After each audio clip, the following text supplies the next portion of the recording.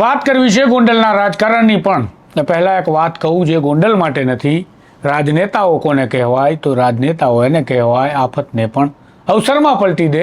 રાજનેતાઓને માત્ર ને માત્ર અવસર દેખાતા હોય છે, આફત તો જનતા માટે હોય છે. ગોંડલમાં અમિત ખૂંટે આત્મહત્યા કરી દુષ્કર્મના ષડયંત્રનો ભોગ બન્યા બાદ અને તેને લઈને મામલો ગરમાયો છે, ત્યારે હવે ગોંડલમાં એક વિશાળ મૌન રેલી અને મહા રક્તદાન કેમ્પ થવા જઈ રહ્યું છે. ગોંડલના રાજકારણના આટાપાટા સમજવા ખૂબ જ મુશ્કેલ અને અઘરા બનતા જાય છે. રોજે રોજ કંઈક ને કંઈક નવું આવતું જાય છે.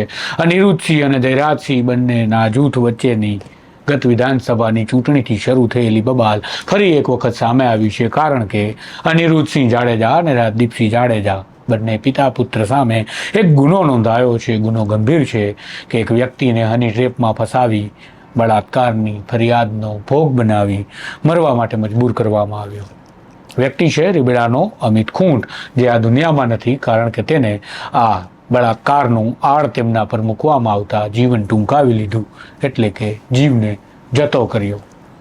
આ બાદ રાજકારણ ગરમાયું, ગુનો નોંધાયો, આરોપીઓ પકડાયા અને એ મામલે બે વકીલ આરોપીઓ પણ પકડાયા, દિનેશ પાત્ર અને સંજય પંડિત. જ્યારે એક સગીર વયની યુવતી અને તેની સાથે રહેલી બીજી અન્ય એક મહિલા.